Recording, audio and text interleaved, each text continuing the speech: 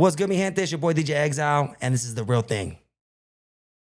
What's up, compas? We're back with another episode of The Real Thing podcast presented to you by the Creative Genius Studios. And today I'm here with a very, very special guest, someone who I've studied for a very long time, someone who I've been intrigued with, always wanted to get around in the same room with, and finally we are here, a cultivator in the industry, and the music industry in Las Vegas, the party industry in Las Vegas. Today we have DJ Exile. Man, thanks. Hey, first and foremost, thank you for having me, man.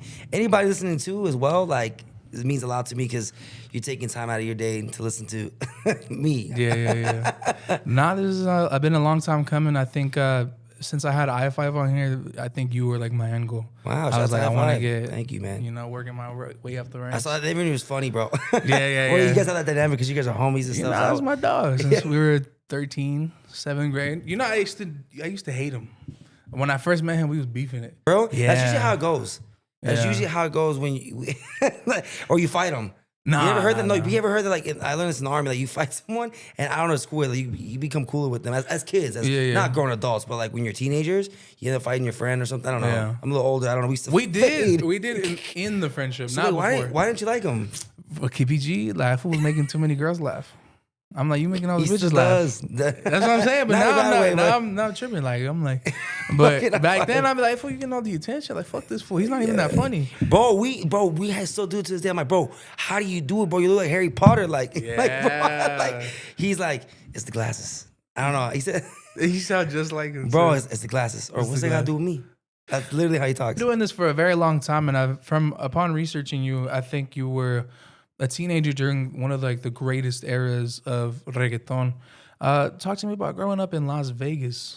Yeah, man. So real quick, does that era seem like, because you're 25, I'm 35, technically this year. Does that era seem a long time ago? Like, because you were A kid. in 2005, 2006, how old were you? I was 5, 6. Oh, shit. Okay, so damn, that's crazy. My parents were playing this. Like, I was listening to Don Omar, King of Kings in the minivan, like all the Aventura. So you guys know about it, and like. Oh yeah. Okay. My mom was a big Romeo Santos fan. Like, she used to like collect. You know, back in the day, like concert DVDs. So like they would record the live performances, put it like in a bundle package with the album. Yeah. And then back in the day we used to put the TVs in the cars. Yo, so wow. We would be with playing, the sound system. Yeah. I'd be watching, I think it was Madison Square Garden, the Madison Square Garden show that they did, and then just be watching that in the backseat. Get an appreciation of Don Omar. Like, to me, Don Omar is like one of the greatest artists of all time, and like one of the ones that I appreciate the most. I'm a little 6-year-old Mexican kid. I want cornrows because I saw him have it in the King of Kings album cover. Wow, that's why I asked, because like it just seems like you guys were really young, and so we got to see it I got to see it as a high schooler. Yeah. I think about this thing with like 90s hip hop. I was born in 91, so I didn't really get to see Pac. I mean, I was 5 or 6. Obviously, I know about Pac, but even like the 90s music. That's why I always ask if like I ask I-5 and all the younger DJs. Did you guys like? You guys weren't actually there, no. but you guys get to see. I lived around it, because my parents are really young. My parents had me at 21. Oh wow! Okay. So like my mom is still like 20, 25, 26. Got it. And she's listening to all this like Romeo Santos, Don Omar, we seen in Yandel, like all this stuff. So I'm like growing up like in the music, in the scene a little bit. Okay. And then I have like she has younger siblings, so like my uncle's like 17, 18. Okay. So I get to see it from his perspective and like what was like popping back in the day. Okay, gotcha. Yeah, for sure. So that makes sense. And with me, I was a high school kid. I was a freshman when I first started DJing. Damn. 04, 05. Yes, I'm that old. So that's 20 years ago. That's crazy. Is there such thing as high school reunions? Yes, I never went to them. I hated high school. That's why I joined the Army. Yeah, terrible. It was reggaeton was underground. It wasn't at big clubs. So when I was 15, 14, I knew all about the clubs, like the old big clubs it was Rauw, LAX. They were playing a bunch of house music and pop music, and reggaeton was very underground and air quote ghetto. Really? Yes, I'll tell you that because when I got into the bigger nightclubs lounges before Bad Bunny, it was considered, hey, don't play too much of that. That's ghetto. Only Oye Me Canto, and Shakira Hips Don't Lie was like, allowed. I was But it was 05. It was a party crew scene. So before social media, it was MySpace. So we would always meet up with MySpace, the flyers, everything. It was $2, $3 to get in, inflation. And we would have all, party crews and just throw house parties. And that's how I got my name and through the 4 years of the party scene. And bro, it was lit. It was dope to see that all these Latin, and I think about it, all these Latin kids getting together as 15, 16-year-olds, get into like house party, because back then it was 08, 09. So this is like when the economy crashed. Yeah. So there's a lot of abandoned houses back then. Foreclosures. So they break it. Yeah, foreclosures. If y'all don't know about that, 08, the housing market crashed. And I think about it, it's like 16-year-old kids putting this together with generators and stuff. Wow. But it was lit. Yeah, generators, not, Nas balloons. Whoa. Yeah. And I'm thinking, man, how did we get the alcohol? Just older brothers and sisters. Yeah. So that's where we got it. And that's where it was epic to see like the beginning of reggaeton and all that stuff and whatnot. So it was hella lit. What I heard in another interview that you said that you were going through you were dealing with gang unit at that time. Like, yes. Police wanted to label party crews as gang unit. What was that time like? What was that experience like? Because fools are just, obviously, breaking and entering, because at the end of the day, the banks own all these houses that are foreclosed. Yes. But to get put on something so serious as like to deal with gang unit, it's just I'm not a gangster at all. I saw it all though. In those house parties though, it was definitely a highlight, meaning that I got to really develop my sound. Like I was playing for empty rooms, building up the crowd, keeping in. That's how I became a good DJ. That was my core. And then in those 3-4 years, bro, like I said, these are 15, 16-year-old kids. People want to be involved that are not in the right place, right? Gang members, this and that. And party crews started turning into gangs a little bit. Started taxing each other's, beef, started taxing each other's clubs. Or house parties. If I pull up, it's a 10% tax. I'm not gonna say who or what. And I wouldn't even get paid sometimes. I'm like, hey, bro, we can't pay tonight, bro. Like, they taxed us. So with that being said, guns are involved. It's not that hard to get a gun here in Nevada. And people started dying.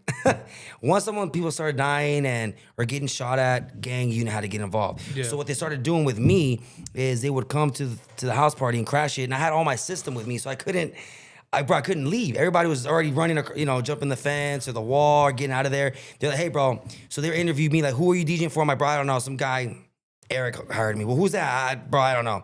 Back then it was MySpace. Oh, I met him on MySpace. And they're like, yeah, man, well, so we're going to label you as, they brought my name down. We're going to write your name down. You're going to get, like, community service. Like, I was underage. So that's what started happening. And the party crews were officially labeled as gang, like as gang units, or, like, as gangs. So I stopped. I'm like, yeah, I got to get out of this. So I grew up a little bit, 17, 18, and I started moving into hookah lounges. And that's when you could be 18 plus. And those got rowdy as well, but not as bad as the party scene. Not nearly as bad. Nearly as bad. Because you were during the era of, like, I think... No flip phone. Bro, you couldn't record that well, bro. Exactly. Yeah, I think you were, like, one of, like, the last... obviously, we still have gangs here in Las Vegas, but, like, back in the day, that's when it was, like... Especially in California. Exactly, like, the peaks of it, Yeah, it was bad. Like, I had a lot of guns held at me, like, hey, shut the music off, do this, like, getting shot at, like, it's like, bro, but I was never, like, part of the problem. It's just, I'm the DJ, like, shut the music off, the cops are up front, and be a gun pointed at me, but I'm not gonna ask twice about that. Or, like, two party crews are rivals, and they're affiliated with a gang. It was all bad, bro. It just got really bad. It got really bad, so it was scary, but it was also a highlight, meaning, like, those 4 years, man, it really made me who I am today, as far as my programming, my DJing, the way I do things, but it was completely underground. Yeah. Completely. The music, reggaeton, was not popular. Gasolina came out on the radio, and that's when it started getting popular. For sure. Was the song with Nori, I've heard that was such, like, a pivotal song within, like, breaking reggaeton in the U.S. Is that true, or, like, do you see it differently? Gasolina. More. Gasolina, because it was on the radio station nonstop. And to see, like, a reggaeton song on there, I was like, wow. On hip-hop and commercial stations, it was insane. I would say Gasolina was the record. Everything followed up. Oye Mi Canto followed up. Even though I think it was released before, it followed up. Oh, okay, we know the sound. Now we're going to pick it up. And Oye Mi Canto, Dale Don Dale, Lo Que Pasó, everything started, And then G-Unit, all the rappers at the time, 50 Cent too, started collabing with it. So it was cool. Joel Santana is on the Don Omar. G-Unit did it. 50 did it. Who else? Dipset. Dipset. I think they did Joel Santana. So it was cool. It was good. I think Jim Jones is like Panamanian or something like that. Something like that. Yeah, but and also reggaeton, dembow, everything has always been big just in the underground. Yeah. It didn't make it to the mainstream until like Gasolina. Yeah. I mean, there has been hits before, but the main, like it finally got on everybody's radar was Gasolina, especially with the video. You know, Yankee in the video with the cars. Oh, it was sick. It was on MTV. To see that on MTV, it's like, oh, shit. Yeah. I feel you 100%. Because to me, I was just growing up in it. But like nowadays, I started to see my culture or the Latino culture be more accessible. Like now you walk into a Terribles and now they have a display of like, you know, bimbo bread and stuff like that. It wasn't like that. Exactly. So now I'm starting to feel like, wow, like this is my culture is way more accessible than what it was 5-10 years ago. Yeah, and then you got to see the second wave of Bad Bunny and J Balvin, Ozuna. It's like, so you guys, it's not weird anymore. Like there was nothing. But I remember playing at Vanguard before it was Lucky Day, and the owner would be like, "Hey, no Latin, bro, no Latin." They didn't want it. Mm-hmm. It was weird. Oh, we don't want we want indie music or like a little bit of hip hop. Even hip hop was like, bro, we don't want hip hop. We don't want hip hop. We want dance music, pop, and bullshit. I was like, around what year was this? This is now 2012, 13. Okay, yeah. So this is like so you got to at least like man walk in somewhere and be like, oh man, this is dope. Like, you know, I gotta. That's why I'm embraced. Not before those barriers were hard to like overcome. Yeah, and I wasn't playing at any clubs or anything because I was a Latin DJ. I was considered ghetto, man, by a lot of white executives. Just to be honest, they're like, yo, this is ghetto, bro. We don't want this. It's not until Bad Bunny and that second wave came around and they saw reggaeton or música urbana, urban music, become as big as it is. And what do they see? They see dollar signs. They're like, holy shit, we got Bad Bunny, J Balvin, Ozuna, Anuel, Karol G. Now they're collabing with Cardi B, with Justin Bieber. And you gotta, it sucks to say, but a big help to Cardi B, not Cardi B, Justin Bieber doing Despacito. Yeah. That really got into like the pop culture. You think so? Yeah. It's, I mean, obviously you had the wave of J Balvin, Bad Bunny, everything, but that was huge. Justin Bieber is a the number one pop star. I mean, I don't know the word, but he's huge. At that time? Yeah, like, oh my God, like with Despacito, and he was already had a huge wave. Because this is what he just dropped, like, Where Are You Now When I Yes, Need You? he had a huge wave. So Pretty Boy, everybody. Like, yes, all the white girls are ordering, oh my God, or requesting, I need Despacito. I don't know what the fuck he's saying, but we're going to do it. And number two was Cardi B was cool to embrace her roots as being Dominican, putting Bad Bunny on, with Bad Bunny and J Balvin. Yeah. And then Andy Kente with Major Lazer, like it was all just it was just perfect. Like everything just, and then that's when I got my big break. And I got into, I was doing Blue Martini. That's where I got my big break from 2017. Some executives came from Omnia, like, we see this Latin shit, let's do it at Omnia. And I got in, that's why I got my that was my big break. From party scene to hookah lounges to Blue Martini Thursdays, which was popping, to the executives coming in and like, let's do a Latin night on Sundays over at Omnia. And it felt weird at first playing Latin music in a big room because I've never heard it. I've only heard EDM. Yeah. Not even hip hop, bro. Like, even though Mustard had the wave, even that was when Dre's went from EDM into hip hop as well. I think you said that era of Dre's was probably like the worst era of the EDM era. It was, I hated 2010 nightclubs in Vegas all the way to 2017 was, bro. I embrace it now, but it was Black Eyed Peas, it was Afrojack, it was David Guetta, it was Calvin Harris. I would go to the clubs, I'm like, bro, where's the fucking words to these songs? Like, bro, where's the hip hop at the moment? The Mustards, SoundCloud rap, the reggaeton, of course. I need something with, So it was, I hate to say it, but the strip, like, didn't want that crowd, if you know what I'm trying to say. Yeah, I get you. I was okay, not until they saw dollar signs and they saw it with all the second wave of Latin music coming in. So you said that the second wave of Latin music was the reason why you got your big break. 100%. How hard was it to just stay focused and not get discouraged because, you know, you're trying so hard, but, you know, you're boxed into this label of this is a Latin DJ. We don't really care about him. He's quote unquote ghetto. Mm-hmm. You know, how hard was it for you to just, you know, push that to the side and just keep going? It wasn't easy. I remember going to clubs and networking with DJs. Oh, the Latin dude. I'm like, the fuck? The Latin guy. Like, I started off a turntablist and I started off as a hip hop DJ actually, but I love Latin music. I'm Latino, but I would battle. I come from the battle background, and I'm like, bro, I can do half the shit you're doing, more than, you know. But they didn't know that because I got boxed in, and there was a lot of moments of for sure, rock bottom. I'm like, damn, bro, I'm never gonna get a fucking break. And I honestly didn't. shout out to Bad Bunny and Justin Bieber and everything having that second wave. But I guess that now I'm looking back right now as I'm speaking is staying consistent in my lane. That's what got me there. But in the moment I was like, fuck, bro, I'm never gonna play a big nightclub. I'm never gonna do it. So just staying consistent now that I think of it. But at the moment, hell no, bro. I was like, bro, I'm never gonna fucking make it.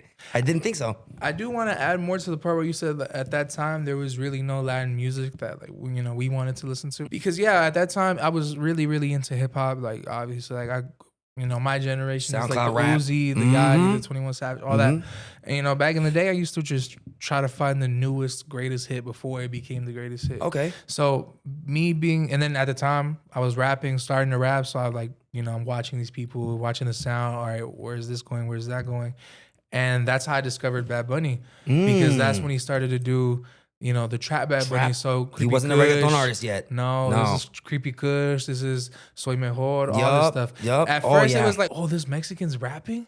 So that's what the Instagram video was. So I was just like, a Mexican rapping, and then I just like was Creepy Kush. Because it was mislabeled. Remember, I come from Daddy Yankee. Well, think about it, it's kind of like, all right, but I come from my Wisin and Yandel, like that era. So I was clowning. I was like, who the fuck is Bad Bunny, bro? Like, I remember when he first came to Vegas, I was like, bro, this is corny. Like, nobody's gonna go see him, and he sells out at the venue he was at because he was bubbling. So he sold out. I was like, bro, and I was like, who the fuck? And I started listening to him. I was like, yo, this is dope. It's trap. But my bad, I cut you off. You were saying. So you the name Bad Bunny was corny, Daddy Yankee was corny? No, that's what you thought? No, I didn't think Daddy Yankee was corny. I'm saying I thought coming from the era of Daddy Yankee and Bad Bunny, Balvin, the old school Wisin and Yandel, Bad Bunny was a funny name. You think about it, he's so big now, and like the name's been repeated so many times. We're used to it. Yeah. But back then I was like, fucking Bad Bunny. What the fuck? What did you think about Flex's original name? Bro, I've always said like, what the fuck? How you're not gonna make it in the United States? Everybody knows it. But in Panama, bro, they're black. So like to him it's like nothing. Panamanians are predominantly black, like bro. So they didn't see it as offensive, but I think that limited his. That's why, like that limit. When I first heard it, I was like, bro, this can't be it. He yelled it. Yeah, he didn't give a fuck, bro. He yelled it. But I don't think his biggest song too. I'm sorry to cut you off. He's got his biggest song, "Baby Te Quiero," whoa, and he's just saying, "It's this," and then it was just. Insane. Yeah, and then, bro, I think that's what limited him from, even though he's got those two hits, was like, when he said that, who the fuck is, like, we're not going to book him. What's the second one? It's Flex now. No, the second hit. Te Quiero, and the other one's, Perdóname. How does that one go? Perdóname. Na. Yeah, he's got another one too. I'll listen. He's got a couple, it was Factoria and stuff like that. But he's got some hits. But that name did not help his branding at all, bro. Not at all. No, but got him canceled right away. Before cancel culture. Yeah, obviously. Yeah, because even then, back then, he'd be in interviews like, I thought it meant friend. Well, it does. I mean, Panama. I have a lot of Panamanian friends, like a lot, and that's where Reggaeton originally comes from. Yeah. But the dembow beat actually comes from Jamaica. Everything comes from fucking Jamaica, bro. If you really you've fucking look at this it, down a couple times. Everything comes from Jamaica or Africa. Every fucking thing. Bro. I hate to ask you, but you've broken down a couple times. Could you please break it down again? Because you gotta. There was a couple years ago when you said it. Let's do it again. Where does reggaeton come from? It comes from Jamaica. So it's the little history lesson. You already know the transatlantic slave trade. Mm-hmm. They grabbed slaves, went through the Caribbean, dropped in Jamaica, and then Jamaica, they still had more slaves go into Panama, Brazil. We have Latinos with African features. Cuba. Right? Cuba, of course. But the original beat is dembow. Dembow, the doof, doof, doof, doof. It's a dembow beat. It comes from Jamaica. And the Panamanians, because Panamanians worked on the Jamaicans were brought down to Panama to work on the Panama Canal. Yeah. Panama grabbed it and made it reggae in Espanol.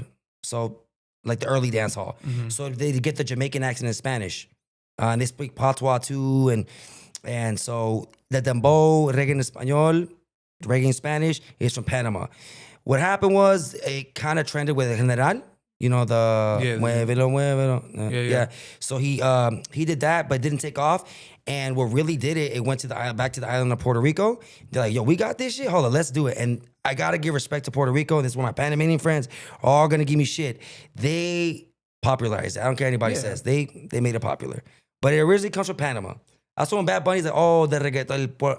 He said, el reggaeton viene de Puerto Rico. And I was like, every time I hear that little line, I'm like, bro, it didn't. It comes from Panama. Like, yeah. There's actually a lawsuit right now that the Dembobi he's trying to sue every single artist in history that's used it. Because the original creators from Jamaica, yeah. So, yeah, so that's the history lesson right there. Or some family members. I was reading about it. My friend sent it to me. I was like, wow. That's why a lot of old school also like hip hop just turned 50 not too long ago. So I can't imagine. Yeah, reggaeton's like 30, 35 years. Yeah, 90. I mean, you have 90s, which Evie Queen, everything did all, like, Evie Queen, her influence, she went to Panama. She was touring in Panama. Really? So all her, Evie Queen, the Yo Quiero Bailar, her biggest hit, is actually a Jamaican rhythm. It's not even an original. It's all Jamaican rhythms. Like, she just remixed it in Spanish, and that's it. Yeah. And it was dope because recently I found more videos of her like linking up. I think it was with Terror Squad. Yeah. So like it was like her in the backseat and she's just rapping, just going crazy. Yeah, Evie Queen's goated, bro. Even for back then, her as a female, she have to be a dope rapper if I want to like break into this market or just a dope lyricist in general. Yes. So I remember just seeing that backseat freestyle and she was just going crazy. She's nasty with it, dude. Like she's dope. I have a lot of respect for her. Yeah, no, she comes from that world. From like, and imagine now female rappers and female artists are being accepted more because of our culture and how we progressed. Thank God, because they're killing it. Right, the game right now they're carrying hip hop. By the way, in my opinion. Yeah. And to in the 90s and 2000s to be a female reggaeton artist in a male, dominant genre, and she stood toe on toe. She was respect, and everybody has respect for her. Nobody disrespects her, so she's dope. Yeah. I think now after hearing that lesson from you, it makes a lot of sense why I would hear like obviously like my favorite reggaeton album of all time, King of Kings, Don Omar. So Don Omar is your favorite all time. And even when he was beefing it with Daddy Yankee, I was like, fuck Daddy Yankee. I went to damn. Yeah, it was like that. It was like 50 a game. Like, bro, I was about to say I used to wear GU Not. I was like, man, really? Fuck 50, bro. Yeah. You from LA? Yeah, I wear GU Not shit. And then we find out the game is kind of weird. But I was like, fuck 50, fuck G Unit, fuck Young. But and then like Game had all those freestyles. I was tight. Yeah. But so you were all about Don Omar. All about Don Omar. I love Don Omar. He was a salsa singer before. I did not know that. He was a salsa singer. That's why he's really good at writing. That's like Pobre Diablo. All of them are very romantic, but like good. They're good. He was a salsa writer. But he has a voice as he's very, he's a salsa singer. On some hype shit, my favorite song, obviously, Salió el Sol. Oh, really? On some, like, genuine, like, deep lyric stuff, it's Angelita Abuela. Ooh. Yeah. Bro, I ain't gonna lie, when they first came out, we were kind of like, bro, because reggaeton wasn't supposed to be like that. Yeah. But I'm telling you, Don Omar has a pen. Yeah. I would say... And then Yankee has the freestyle and the more strong presence and faster and more like club and stuff like that. He's got lyrics too, but Don Omar has the pen. Yeah. Don Omar has the pen. But that makes sense to me now, that why he would say things like, I remember in Salió el Sol, he says, Pan de Ruba. And I was always like, why is he saying this? He also got sued for the Me Muero de Amor when he repeats it on MySpace. The song, MySpace. Yeah. Well, there's a Jamaican artist that repeats the same line, and I'm telling you, he got sued, and he won. I'm telling you, man, it all comes from... that's why people avoid that stuff. Like, I remember when Bruno Mars had the song where he's like, don't believe me, just watch. He gave credit to Trinidad James, so now Trinidad James gets paid off of that. So it's like, it's just about paying... your people. This is 90s, 2000s, man. This is before it's all like legality is different. Now internet, you got... We can become a lawyer on YouTube, but... Yeah. No. That's where he comes his influence. But that's dope that you like Don Omar. Love Don Omar. Yeah. That's my go. So no Yankee. I will. Because they're old. Okay. They're old. They see each other, they're going to hug. They're not... Oh, yeah. I actually went to that concert, Daddy Yankee versus Don Omar. Yeah? Yeah, Yankee won for me. Yankee, it's just he just has the presence. Well, Don Omar was and he like left for a little bit, but they both came out. It was dope. It was dope to see that. And dude, it was not even full. That's what I'm saying, dude. Yeah. Reggaeton went through a huge it had its first wave, and then that 2010, 11, all the way to 16, it was a hard space for me to DJ. I was like, damn, bro, I'm DJing. Yeah, it was. Well, that time was just weird for Latino music in general because it's like. It's just too much Latino mixed in with EDM. I mean, the song where the Danza Cultura, it still had the roots of it, but it was still, moving on to that, Pitbull was doing a lot of EDM Huge. stuff with like always see on there when I Love Me beat. Tonight. Yeah. They all had to like jump on the EDM train Yeah. and see the yeah, for sure. It was just a weird time. Like I remember Chris Brown did it too. Remember Chris Yeah, Brown? yeah. But that time was also just such a transitional period because this is Usher featuring Romeo Santos featuring Usher, Romeo Santos featuring Drake. Like this He is killed it in the bachata world in those years. Yeah. I'm not a big Romeo Santos fan. What? My wife is, so you know. Oh, yeah. I get you. Yeah, but so she took me to a concert, and I was like, bro, I don't want to go to this shit, bro. This is whack. 90% females. I was like, fuck it. But I still want to go. I went, and dude, to see his performance, how good he fucking is live, and the one that impressed me the most was he stopped the music, and well, two things. First is I was in line with my wife, chilling, and as soon as the lights, you know, when they go on, the artist it goes dark, they all got a line. It's, oh shit, we're gonna move in front, dude. I've never seen women react like that, bro. Like holy shit, it was like some Michael Jackson, like bro. Because in the like, DVD, girl, it was like carried out in stretchers. Yeah, I didn't get to see Michael. Like I was too young. Like so, I got to see that. And number two was that he stopped the music. Was like his discography so big. He goes, name songs that I'm not gonna do tonight. You guys already know B-sides. And he has so many songs. Yeah. And the girls will scream it out, and he'll start doing a cappella. Yeah. And he forgot the lyrics. He goes like, oh, I'm gonna do it, and then he'll do it. And it was sounding so good. His stage presence, how he does things, he doesn't mess up. I was like, okay, like I'm not a big fan of his music, but respect to like him as a live artist, bro. I don't know if he does this back in the. I don't know if he does this right now, but back in the day, he used to say, "Lenny, you know how I like him," and they bring in like a BBW, you know, every time. And my girl not my girl, my mom back then, she used to be. This is true, bro. So she was like, one day he's gonna pick me because you know my mom was a torta. There So you it's go. like, She you know, she good. so she you know this muscular man saying Pretty you know boy how over I here, like Dominican, him. New York accent. You know how I like him, and just bringing out the biggest torta out of the arena. He used to do that, dude. Yeah. Dude, my cousin, real quick, sorry to cut you off. My cousin's a huge Romeo Santos fan. She goes, dude, I'm gonna get big just to get chose. Dude, she was a huge Romeo Santos fan. Huge. I need to be in those arms. I'm gonna get fat just to get up there. I'm like, Alicia, sorry, I gotta put you on blast on this one. She was trying to get chose back then. She was trying to get loved chose. fucking Romeo. And she always brings big girls out. She never brings the skinny girls Yeah, out. he doesn't. He always say, you know how I like him, Hey, and just find the biggest girl. You didn't go to the concert though. No. But this is when I was a kid, so I'm like 10 years old. She's going. So and she then was this and going. that. Okay. We were supposed to go, but then pandemic happened. Okay. And I think it was like a March show. Okay. And pandemic happened, never went again. But So that in the makes sense future, why you're so close to music because your parents are younger. Yeah. That makes sense because if your parents were older, you'd be like, oh shit, like Tucanes de Tijuana and shit. Like, Yeah. So, Yeah, see- and even me, like, if I ever go to a concert, I want to get chose to do AAO. Because he does it He where does it. a guy will do would you Don get that? Omar's Would you part. get that right? Not the beginning, but the rest, But yes. let's say like you knew it was coming up, and you practiced for it, you can get it down For sure. for 2 weeks. That's it. For sure. Wow, For I sure. wouldn't get it right. That's a hard ass. Because it's that's you know a Don hard Omar speaks really fast, and I told my mom like, look, I want to one day I want to do that part, but I don't think I could. And she told me like she said it really slowly. I was like, okay. If I practice it for 2 weeks, for sure. He does do that. I'm Damn, lighting shout- it up. All right, Romeo, you heard it right here, man. You know My what I'm man, next saying? concert. Hey. He is in town in March with Romeo- is he? he's the collab album with With Prince Royce. Yeah. People are feeling. I don't really fuck with Prince Royce, but Yeah.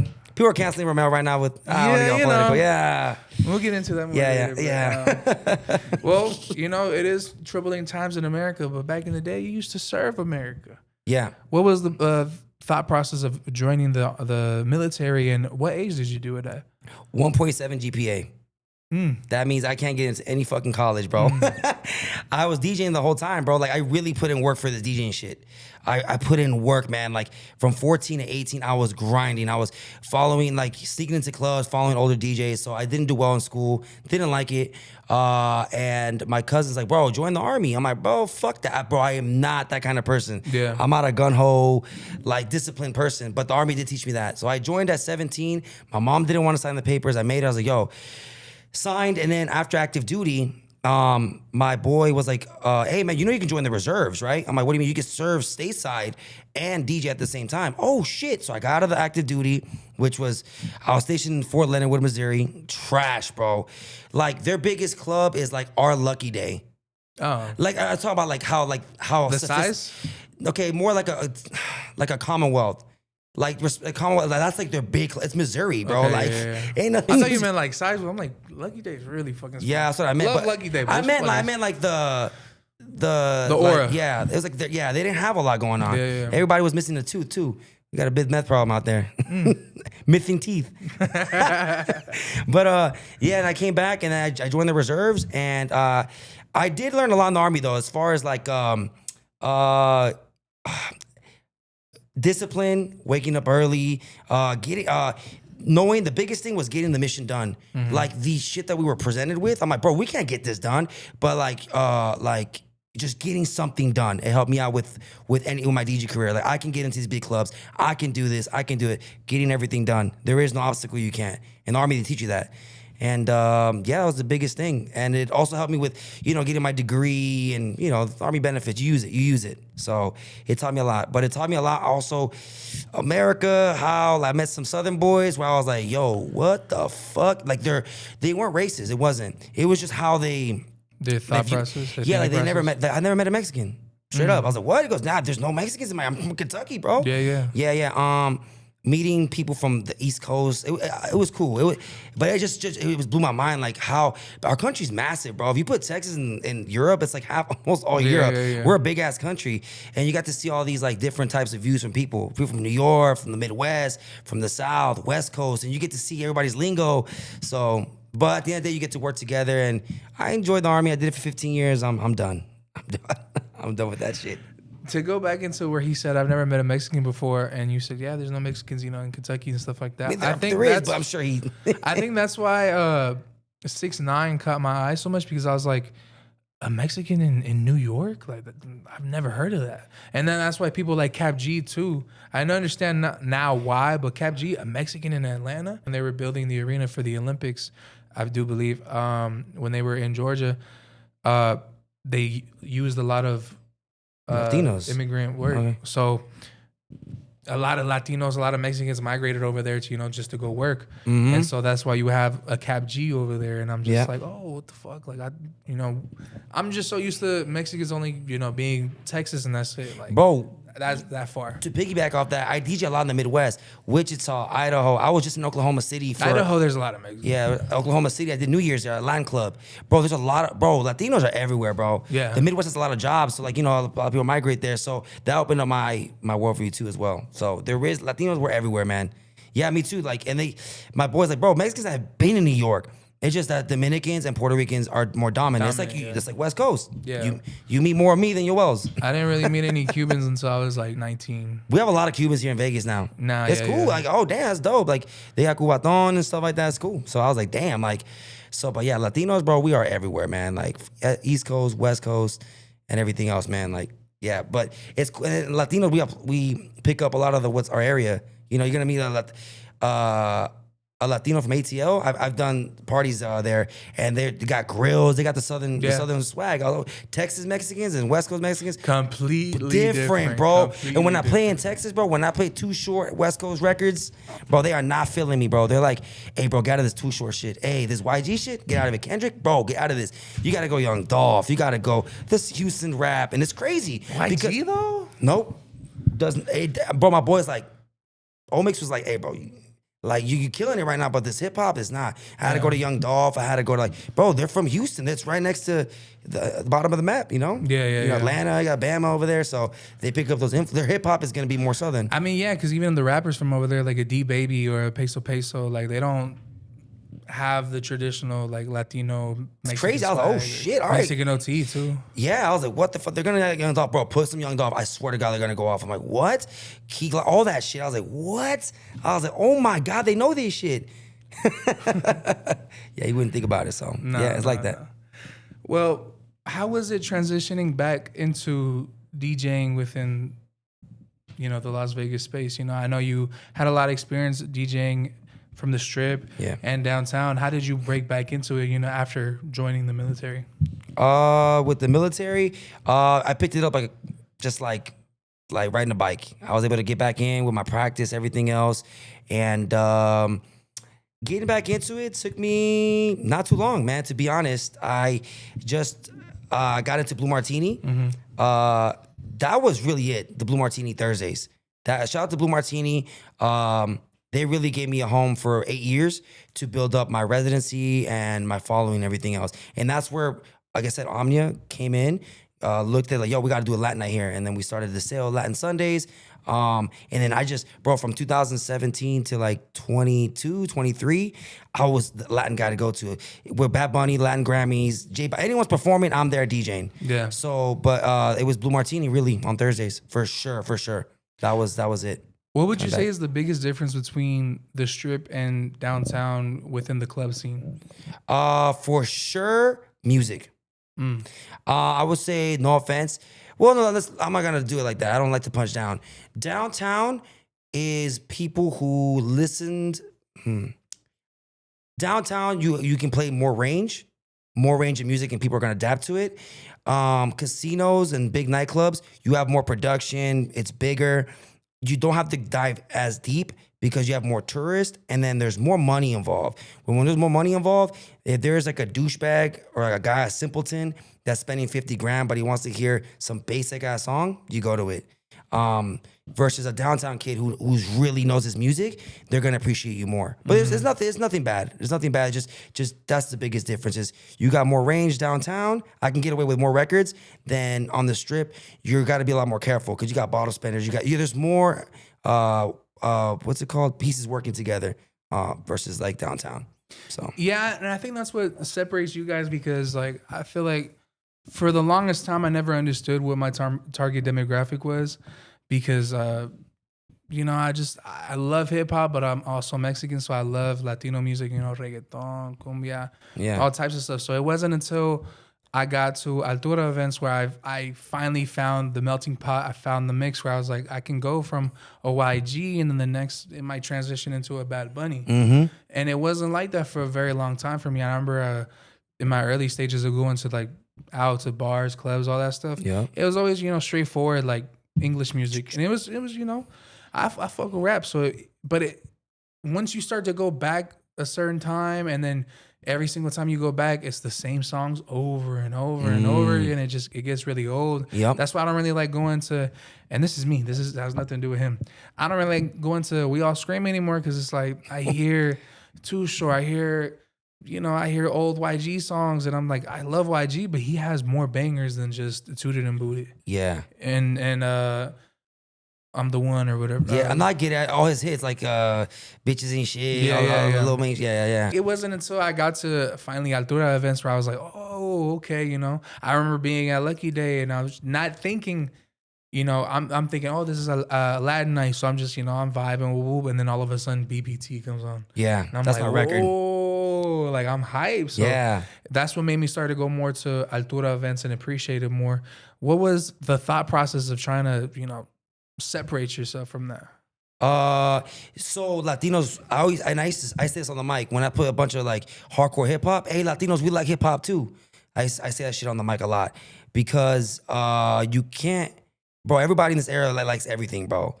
Like everybody likes everything. Asians like hip hop, black people like house music. Everyone likes everything, bro, because we're so connected with music now with Spotify and everything. So I was like, man, fuck it, I'm gonna play hip hop because you're right. When I used to play at spots like Blue Martini or clubs, bro, no hip hop. You're gonna keep it Latin all night. I'm like, bro, we still like hip hop. We're still Americanized. We come from cities like LA, Houston, New York. We still know who the YGs and the Drakes are, bro. Like, bro, and if anything, our English is probably a little bit better than Spanish. Yeah. Bro, we live here. It's not our fault. So I was like, fuck that. I'm playing the West Coast shit and the hip hop, even house music. I'm like, bro, EDC and not bigger than Coachella, but maybe it is. I don't know. But it's one of the biggest festivals in the United States. Yeah. Yeah, bro. Like, bro, Latinos, I started playing house music as well. Like dance music. Oh, shit. It wasn't my thing at first. It wasn't.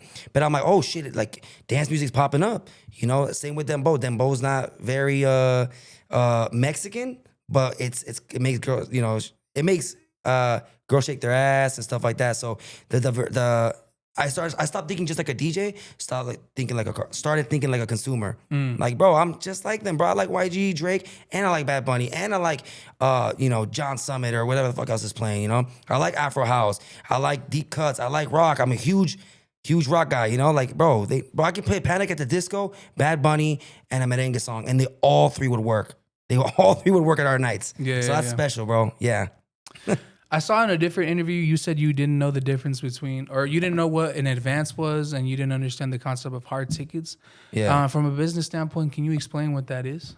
Yeah, an advance is when you get the show together. It's everything. So whether you're throwing just a show with an artist or not an artist, but let's go with an artist. You're making sure everything goes right. So the artist, what equipment they need, like their backline, their what's it called? All their equipment, like their in-ears, everything. What time they get there, what time is sound check. It's basically one long thing. It's ongoing. It's like usually an email thread or it's usually an email thread. And you're making sure everything is aligned. Like, let's for example, Alfa, make sure he arrives on time, his sound check is good, his dancers are good, his writer is like what he wants to drink. And you got to get everything on there. If he wants blue M&Ms, you got to get the blue M&Ms. You got to get the... I mean, it's pretty easy with M&M world here. Yeah. But if he sees green M&Ms, some people trip. Yeah. I remember Evie Queen asked for a charcuterie board. My wife knows about that. Bro, we looked everywhere for a specific one. But anyways, back to the advance. You pretty much are making sure, just to make it simple, that everything is smooth, right? And the hard tickets are going to be tickets that sell initially for an artist. Like there's a lot of some clubs do a lot of guest lists. We just want people in here. Hard tickets are like you're paying for the ticket. So EDC initially would be a hard ticket because how many guest lists do you get for EDC compared to buying tickets or Hardfest or We Were Young or what's the other one? Day in Vegas. Well, that's not even around no more. But yeah, those are hard tickets versus I'm gonna skip forward a little bit. No, you're good, but man. You did mention an Alfa. Yeah. What was it like bringing an Alfa to Substance? It has to be one of the best performances I've seen. Because every time I book an artist, bro, I stress out. 90% of the time, I don't get to enjoy their concert because I'm so busy, like DJing, running the show. Of course, we have people in place to help us out. No, I don't take all the credit. I will never take all the credit. But like, bro, I'm stressed the fuck out. I'm like, fuck, bro. From Tokisha to J. Cole, I never got to enjoy them. And this one was a lot easier because we got some right people in the right places. I didn't have to do everything, and I got to sit back. But regardless of that, me enjoying me being able to enjoy the show, it was my favorite artist because his energies has so many fucking hits, and they're all like you can sing along to all of them. The energy was there. It was amazing. He was so easy to work with. He was nice, bro, and he's an idol, bro. He's one of the guys that remember Dembo wasn't popular either.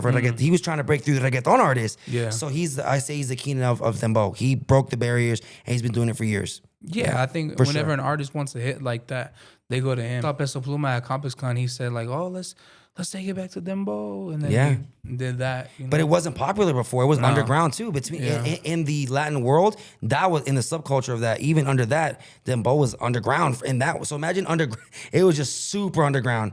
Yeah, so the different subgenres. Yeah, so shout out to Alfa I told him in person too. I was like, hey man, I don't mean to fan out, bro.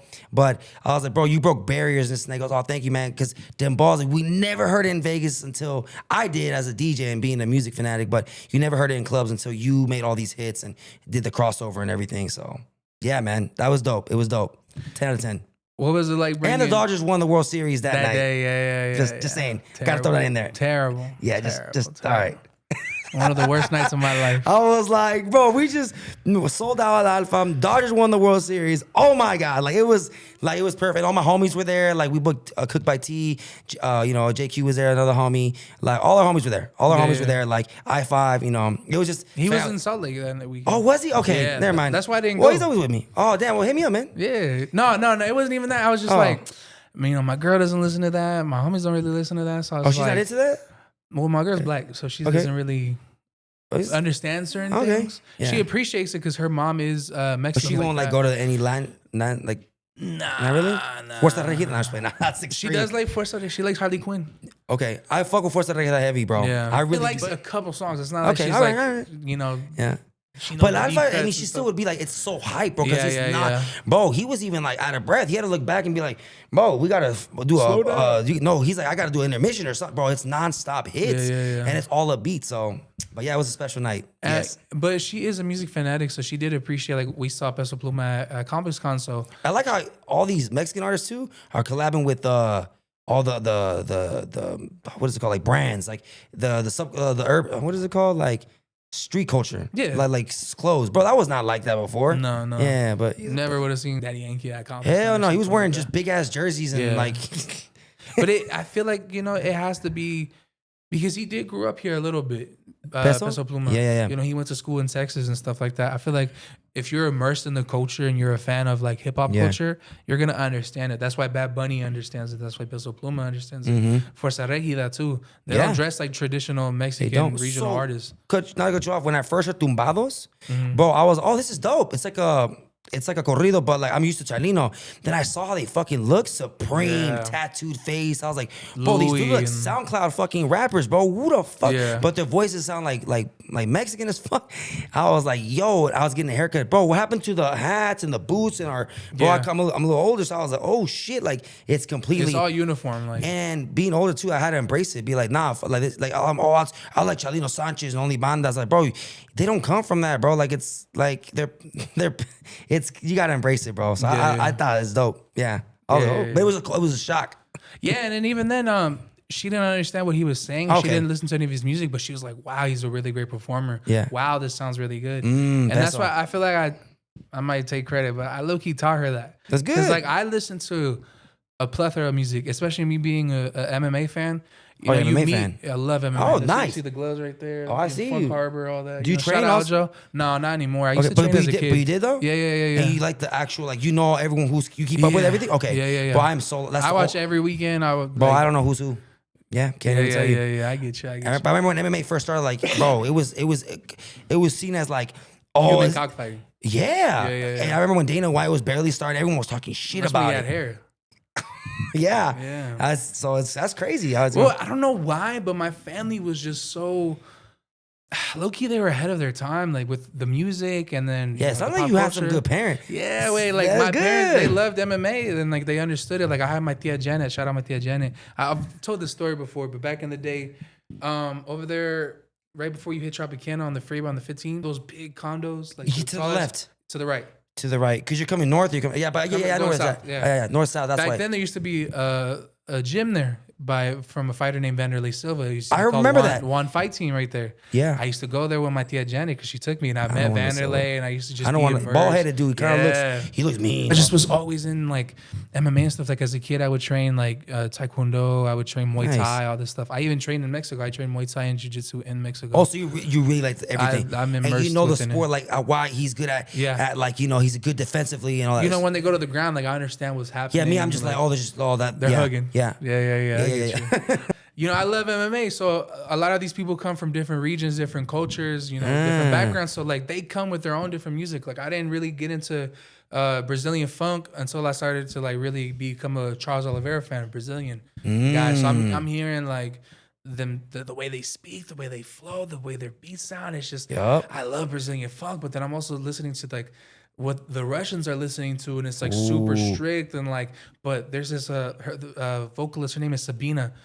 One of the most beautiful vocals I've ever heard, and she's like singing like I'm pretty sure it's like their national anthem, the Dagestan national anthem. But the way she sings it, oh my god! And then I just found one. I think he's like Armenian or something like that. It's called like Vishvrana or something like that. And they're close to Latinos, bro. Yeah. Every time I meet like Serbians, Bosnians, Armenians, all of our cultures are tied in, bro. Like, you know, There's a couple, you know, that we have Middle Eastern roots within Latinos, you know. I low-key look at me, bro. Everyone's like, Habibi. Bro, I go to Mexico, like, hey, habla español, ¿cómo aprendiste? I'm like, bro, mis papás. I'm like, bro, I look. Jenny, my wife said the other day, bro, if you sat next to Habibis right now, like some Arabs, bro, you wouldn't know what it was. My dad is not beating the Arabic allegations. He's just todo barbón. Yeah, bro. Like bushy hair, all that type. Well, I mean, the Morros, they took over Spain for a long time. Yeah. And we come from Spanish roots. Salma Hayek, she's half Lebanese, but because there's Lebanese people in Mexico. Sometimes I look at my mom and I'm like, there's some like Lebanese features there. Yeah, for like, sure, bro. I need to do that swap. What did it pause? The fucking... I know, the 23. Yeah, my brother is dying. He goes, bro, por favor, wait, do it. I want to see how Arab you are. But he goes, bro, you look Musulman, bro. I was like, you're not being that. I got the grays already, but my hairline's good. You walk around with a white BMW, I believe you. BMW. The white BMW, you be like, brother. My friend. My friend. Best price. I believe you. I believe you. I'm fucking dead, bro. Bro, yeah. Yeah. But talk to me. What was it like bringing Rauw Alejandro for his listening party to Substance? I think this is his album release. No, right? it was the after party. Oh. It was the after party. Shout out to V5. V5 is the one that booked me. We didn't think he was gonna show up. But I was like, did he show up late as fuck? Like, damn, it was at like 1 or 3 in the morning. So I'll tell you how it went down. Yeah, like he's like, hey, he's gonna show up, bro. It's like, okay, he's not showing up. Bro, Rauw Alejandro's like goated. Yeah. But his DJ is really his I guess his childhood friend, and producer. So they're really good friends. Nah, he's gonna come. I'm like, okay, cool. I'm DJing in the middle of my set at Substance. I look over and I just see all these phones rise. I'm thinking, oh, a fight. Or something spilled, or something happened. I look over to the right, and bro, I can't imagine how artists feel. It was only like 2,000 lights, because it's like 2,000 people fit in there, give or take. I was like, oh my God, like I was getting blind, and I see just Rauw Alejandro skinny ass coming in, and just like, bro, it was like an aura. I was like, damn, he dabbed me. I was like, what's up, man? I was like, oh, what's good? And what's it called? And then his DJ was connecting, and I got off, and I was like, hey, make some noise for Rauw Alejandro, and everybody went fucking nuts. And then he stood next to me, and I wanted to get, I was like, they were recording him nonstop. I just asked him, hey, bro, like, if you want anything to drink, let me know. He goes, no, I'm good. And I talked to his people, I shook all their hands. I was like, he goes, chill on stage. I was like, you sure? But I still kind of like went to the side, because, bro, everyone was just recording, bro. I'm like, I don't want to pick my nose, or, cough, or do something stupid. While they're all recording me and go viral, oh, guy next to Rauw Alejandro picks his nose. Some bullshit. You wiping on him? So I was like, he's nah, chill. And I was like, bro, I can't imagine how artists feel like when they're doing a show and everyone's just recording them. It's kind of like a zoo animal at that point. Yeah, I was like, I think it's whack. Yeah. I think it's whack. You know where I don't see a lot of phones? We were young. Rock festivals. Latin festivals, hip hop festivals, EDM, they're all drugged out, but whatever. But working with him, but I have a quick story about him. I wanted to tell him, I'm like, bro, he doesn't remember me. When I first met Rauw Alejandro, I opened up for Ozuna in 2017. And I remember I was DJing for him and whatever, and I opened, I headlined, and then I closed for Ozuna. I was closing, my boy Vic knew everybody. Shout out to Vic. Vic's like, bro, Arcángel's there. This, I was like, oh shit, well, I mean, that's dope. And I remember I was closing out and I was playing a song, Que Le De, which is his first single with Nicky Jam. And I was faded when I used to drink. Faded, annihilated, bro. And I remember my boy Vic's like, yo, bro, Rauw Alejandro wants to say what's up. He goes, it was already closed. Ozuna already left. And then like, when the last people at the club, start kind of hanging out. I was like, bro, who the fuck is Rauw Alejandro? I was faded. I was gone. He goes, bro, it's him right there. He had the cornrows back then. Yeah. I was, He goes, he wants to come and say what's up. Like, yeah, fuck it, bring him over here. Yoel kind of looks like Rauw Alejandro. Yeah, we call him the baby Rauw. Yeah, we call him that. I told him to do the braids, bro. Yeah. Bring it back. Or he especially when he used to have the Edgar. Yeah. He used to yeah, we used to call him baby Rauw. No, I'm talking about, damn, they really fuck with Rauw Alejandro. Oh. We should have brought him as a doppelganger. Rauw, baby, make some noise. A little real prank quick. vlog? Yeah, a little, I know. So when he came up to me and was like, hey, man, like, thanks for playing my songs in English. He speaks English. I'm like, really? I was like, oh, you're welcome, man. I was drunk. I was like, what the fuck? He goes, it's my song with Nicky Jam.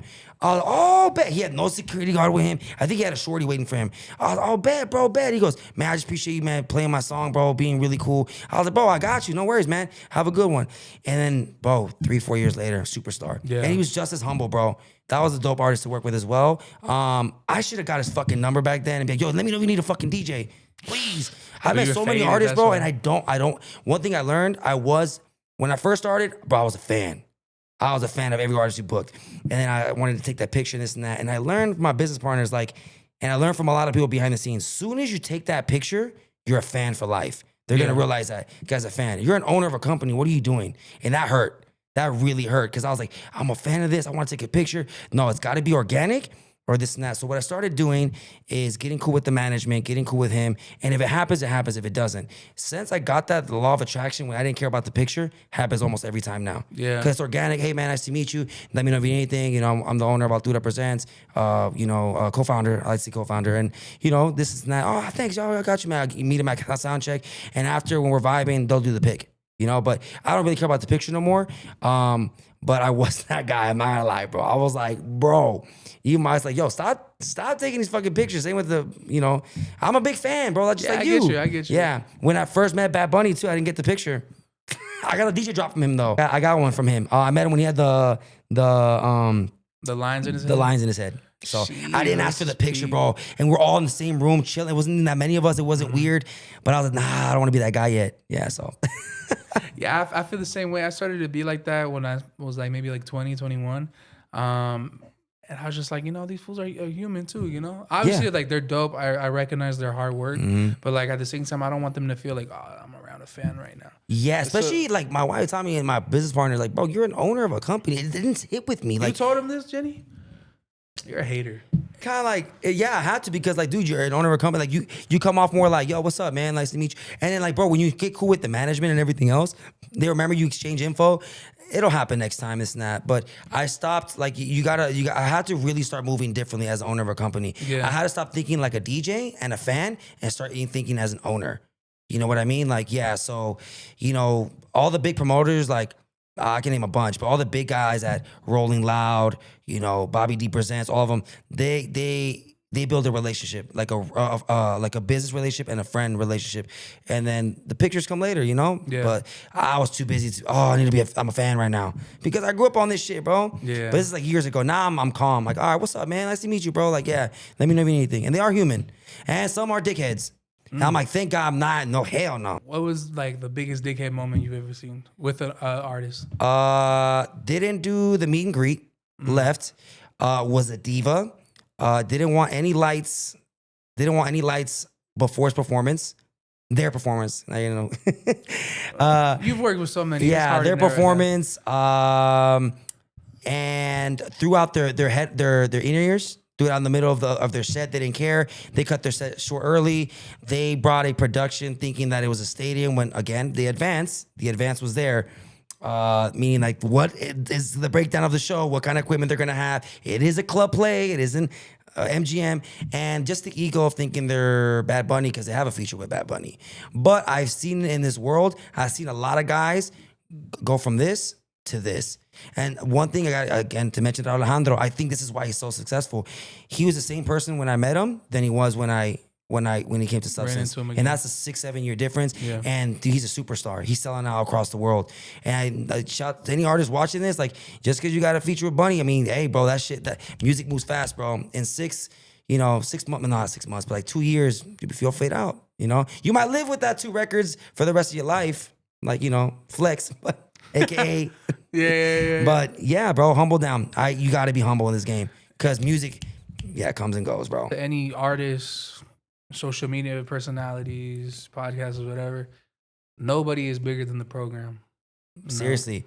I think that's what's kept Bad Bunny so humble. Like, bro, like, yeah, all these guys you get to see it. You get to see it with reggaeton artists. You get to see it. You see him behind the scenes. Who really is like a humble, and I get it. Everyone has their moments. They're human. Maybe that day they're off, but if you're a complete piece of shit and you're gonna continuously do that, or some guys do that, they harm themselves and they learn, which is beautiful. Yeah. Then they get back on top. I gotta remain humble. I had to do that too as a DJ. I had an ego too, bro. Fuck yeah, I'm DJing for Bad Bunny on students. Fuck I am, bro. I'm Exile, but then I've had some humbling moments, bro. I've had some humbling moments like, yo, ooh, yeah. My bad, yo. Yo, well, what the fuck was I thinking? Yeah. And it was mostly when I was drinking too. So that's why I cut drinking too. I don't even miss that shit. What was it like working with Bad Bunny? So I opened up for him 3 times. I didn't get to personally work with him, just his team. I met him and whatnot. But the biggest thing I could take away is how, not the word anal, but how precise he is. With even just a club performance. Just hands-on. No, everything from his DJ, everything. I need everything to be like phenomenal, yeah. And number 2 is the aura that he's fucking got, bro. Like when he gets on stage, this is before he was Bad Bunny, Verano Sin Ti. Because Verano Sin Ti is really when Bad Bunny was like a global superstar now. I think he was still a superstar, but yeah. Lo que hago made him like a superstar within the Latino realm. We're like, oh, that's Bad Bunny. Por Siempre, all those 2 albums, yeah. Yeah, but then, Un Verano Sin Ti is what took him.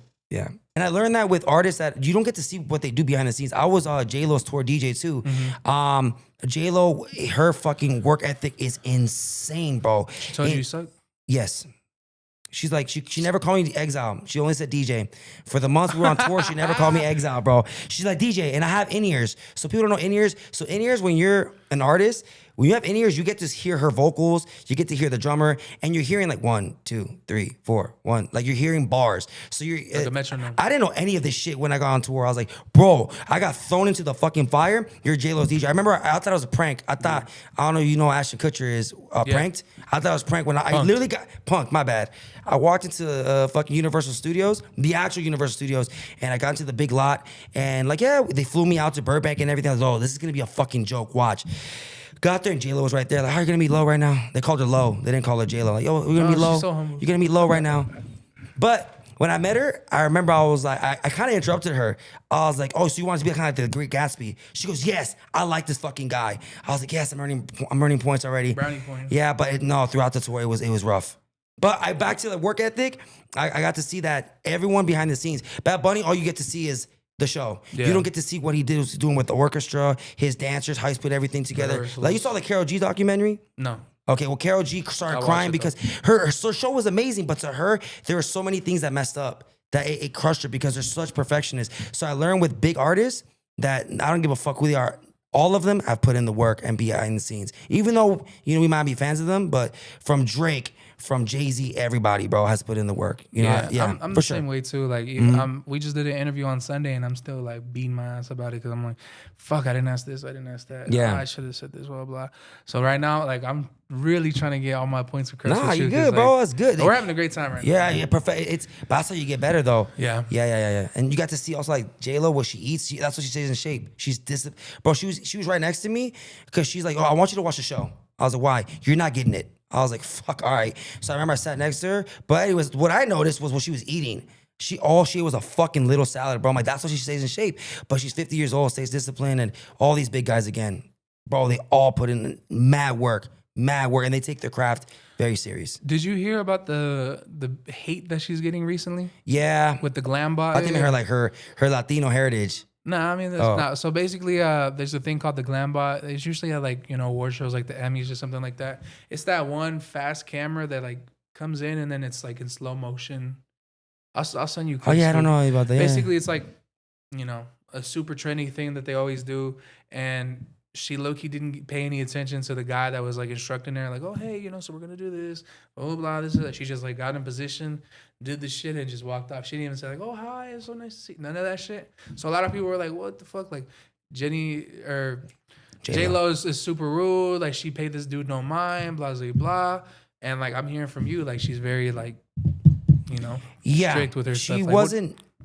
I didn't take it personal. This is business. People don't know how to separate business and personal. Mm-hmm. Like if me and you are working and let's say you're my DJ, if I tell you something as Exile to I don't know, a DJ name, I don't know, whatever. AnVe. Yeah. It's not personal. Yeah. We can go shoot the shit still and go drink and whatever. But this is business. And when J-Lo or Lo was talking to me, I didn't take it as like this is Jennifer and Oliver talking. No, this is Exile and J-Lo. Yeah. Like shut the fuck up and do your job. I took it that way. So maybe people take it the wrong way.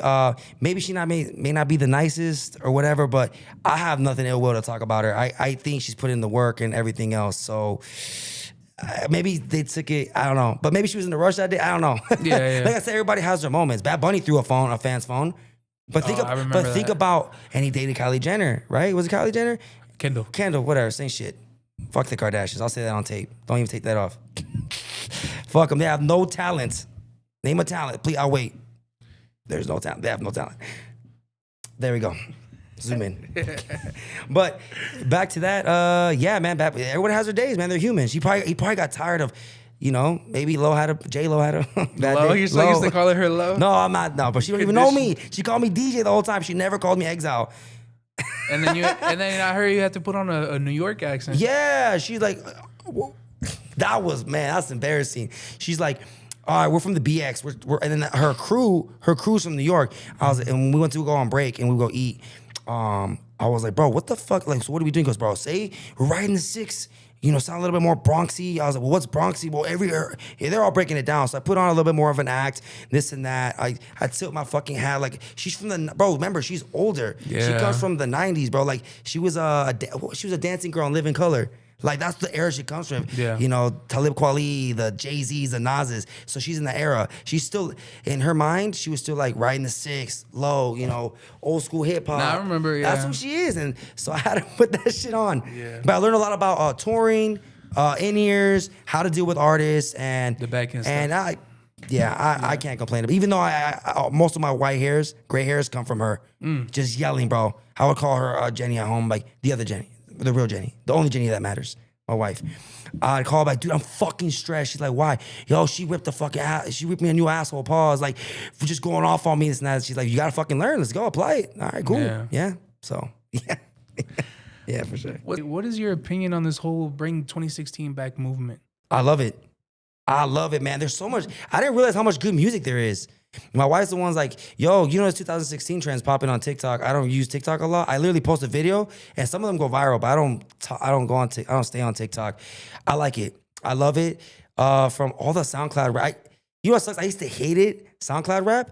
Like, I hated like what was going on at the time. I don't know. Did you ever have that like, oh, back in my day, it's always gonna be like that. Like, it's always gonna be like that. Like, when you get older, you might do it, your generation might do it. Oh, back in my day, we used to have this.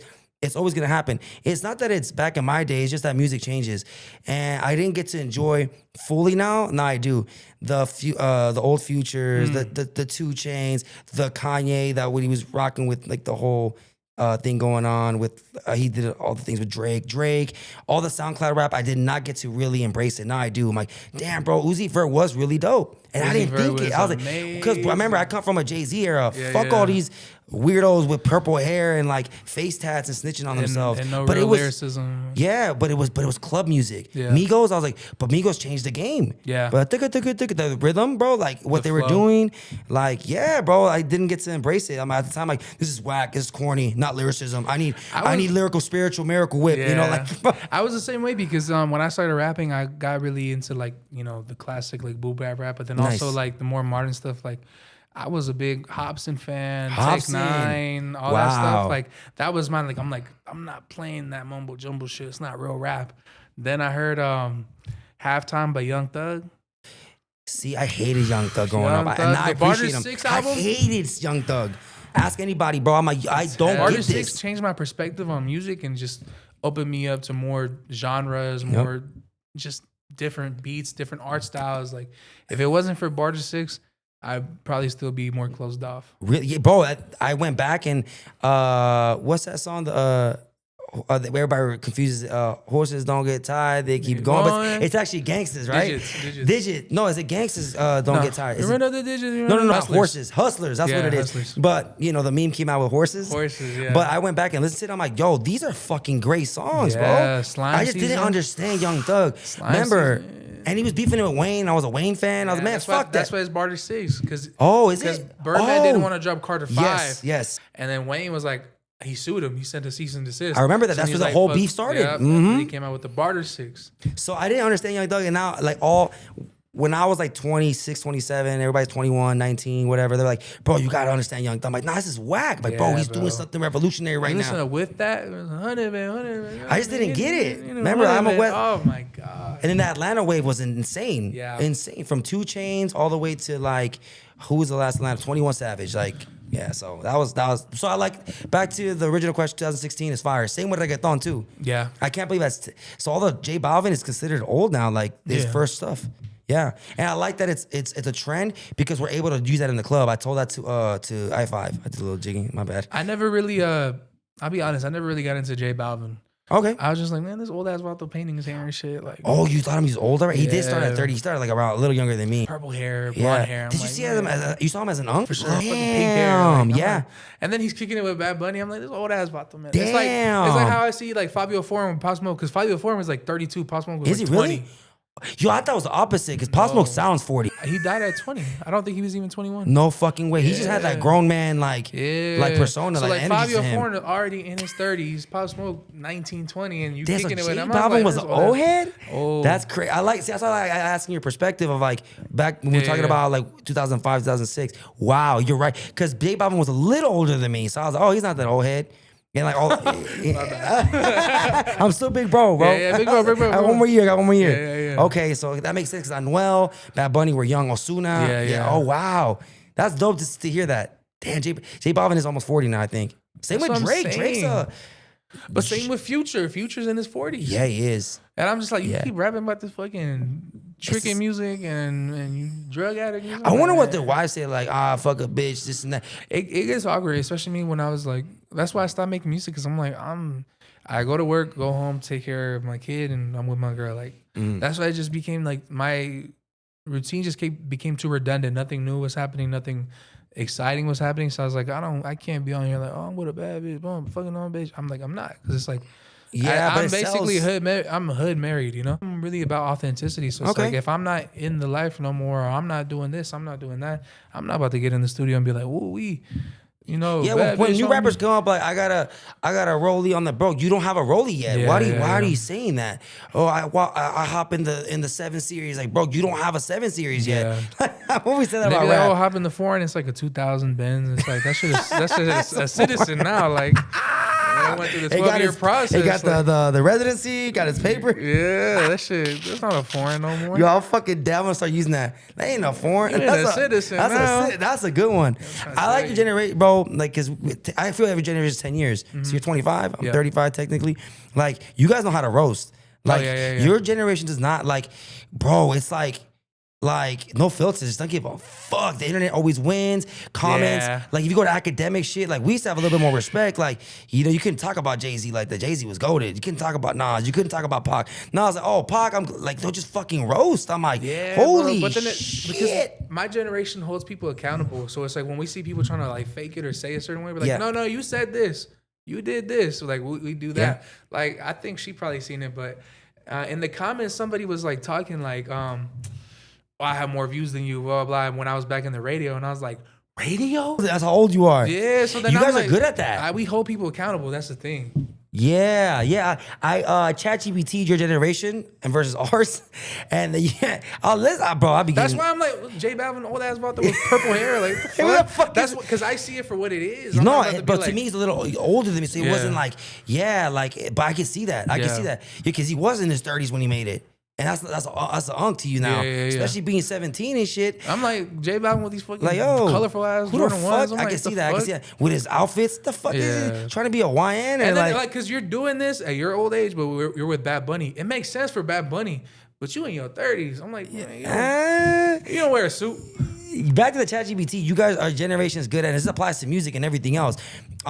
It's not that your attention spans got lower. It did because why not? Yeah. You grew up on Instagram 15 but seconds. Your authenticity, you guys are quick to look at something. You guys, it's not that you're primarily your attention span went completely shut down. It's that like you scan for what the information is. If they give you this information, okay, get to the fucking point. This is the point. Cool. That's all I need. That's what you guys are good at, authenticity. Like, I need this. That's it. I don't need the filter, like all this shit. Yeah, so you guys are good at that. That's why your videos. The real thing. The real thing, That's bro. the whole point. The real thing. Yeah. I'm interviewing people who are the real thing. I try to be, man. Exactly. And this industry is shady. It's fake, bro. It's especially rough. in the music industry. It's a lot of smiles on your face, but then it's talk shit in the behind scenes, and it's a lot of we'll do that, and then it doesn't happen. It's a lot of shady stuff. I'd rather be shamed for being honest than to bullshit and be like, I'll get at you. 100%. I'd be straight up like, hey man, you just don't got it right now, but I will help you out. Practice on this and that. And then some people just be like, you know, it happens a lot. Exile's goated. Oh, you're dope. Oh, you're a legendary DJ. Blah, blah, blah. Book me. You don't got it yet. Oh, Exile's an old head. Oh, he's trash. Oh, he's a gatekeeper. All this bullshit. I'm doing that now. But the thing is, like, okay, well, I try to give you advice, and go ahead and hate me for that. That's just your perspective, and that's your reality. But I at least responded, and I could have been fake and be like, yeah, man, I'll let you know. I hate those words. I'll never say I'll let you know. But unless I really do mean it, like, hey, man, I don't have 3 months are booked, or hey, I don't know, we really know where to put you, or hey, you know, stuff like that. So yeah, I'm going through that right now, especially with this podcast. They'll be like, oh, let me hop on. I'm like, bro, I want to hop on, and I'll be like, fool, you know, just keep grinding. When the time is right, I'll reach out, and I'll get unfollowed, or I get this and that. There was one time I had to say flat out, fuck no. I saw that. Yeah. Talk your shit a little bit. It just didn't make sense because I'm like, we did an interview with 32. If you go back and watch it, you understand. 32, and then it goes, he's probably gonna see this, but it's probably until like this like little 17-year-old TikToker like doing like with his phone like this. What do you mean? In the middle of the interview? His page is like him doing pretty boy TikToks. Okay. I'm like, I can't go from 32 to you. Oh, the dude that was getting mad at you was that pretty boy just doing that. Yeah. So, well, what are you gonna talk about? Doing your hair? I get I'm like, it. all you do is lip sync. What are we gonna talk about? Yeah, you're not wrong. You're not wrong, and that's what's gonna happen, bro. But some people do get mad where they're like, oh, you know, this and that's for the team. I'm like, it's cool, but you know, and especially me, I'm 25. And like some people still think I'm young, but then there's like a new generation where I'm like, I'm big bro to them. So I'm like, I've seen so much. I've been there, done that. So I'm like, oh, this was cool when it was happening, and then it stopped. Oh, this is cool, and then it stopped. I've seen it before, so it's like if you're someone new coming into the scene. And you're like, oh, you know, we got it right now, blah, blah, blah. I'm like, you still have time to grow. Yeah. I don't want to do this. And then in 6 months, it's no longer. Yeah. And like I said, back to music, I said the guys that think they're the shit and all and are entitled, and I've seen big guys drop. It happens in the DJ world and guys that we're smaller scale. That's one thing I never did was get bitter. I've been telling DJs, you don't got it, bro. Like because my generation comes from blunt. We don't give a fuck, bro. Like you don't got it. I come from the Wolf of Wall Street generation. Like, bro, you're whack. You're trash. Go practice. You are whack. Yeah. You don't got it. What do you need to work on? I don't know. Go fucking figure it out. Bro, that's where I come from. Yeah. Now, if I do that same thing, they'll be, oh, you're a total dick. I'm trying to be nice about it. Hey, you just don't got it, but this is what you need to work on. Bro, my mentors told me to fuck off. Yo, this ain't it. Bro, go practice. Yo, what are you thinking? Oh, get off. No, you're gonna do the closing at 4 to 6 a.m. when no one's here. Bro, it was like that. I went through that. That's why I'm like, man, fuck this shit. Like, I'm not gonna hand out everything either. So, one last question for you. You good? Speaking on that, DJ I5 came on in here and he told a story about how he got your attention and he finally got his shot with you. Yep. Right now at this stage, what does somebody need to do to get your attention and get onboarded into the Altura family? I say this all the time. Go make noise on your own. First and foremost, go. There's not just Altura. There's a lot of clubs here in Vegas, a lot of stuff going on. Go make noise. Whether you're a producer, you're throwing house parties. I saw some kid making noise. Santana, think you had him on? My boy. He's making noise. Yeah. That's what he's doing. That's why I had him because like. And I will not be a hater. I'm unk to him, but he's killing it. I never hate the new generation. He's making fucking noise, bro. He DM'd me. He's like, yo, bro, I love the content. You know, I get millions of views. Like, I would love to hop on. Check this page. Millions of views. Everything noise. Checked out. What is he doing? Noise. He's using social media. Exactly. I'm gonna gas him up, bro. I love what he's doing because I can't find young DJs anymore, bro. So make some noise. That's the biggest thing. Go make some noise. Go DJ. Even if you make some noise at a little lounge on the east side, but you're popping. But I'll hear about it. We will hear about it. Make it make sense. Yeah, bro. Like that's all you gotta do is go make some noise and don't ask right away. I5 took a minute. I didn't put him on to like 3 months, dude. He would just come kick it, this and that, until I gave him the opening slot. That's all I got on. It took me years. So time will come. Be patient. Yeah. Make it make sense. Nobody's bigger than the program. Nobody. You hear it here first. Yes, sir. Thank you so much to my good friend, DJ Exile. I got to take that away though. But. Man. No, thanks for having me, man. Thank you so much for coming. It's an honor to have you. You have no idea. Been watching you for years. Yeah, my G. Again. Yes, sir. My guy. Check him out. The Real Thing. We're here with another person who is the real thing. I'm your boy AnVe. This is the Real Thing podcast presented to you by the Creative Genius Studios, and we're out.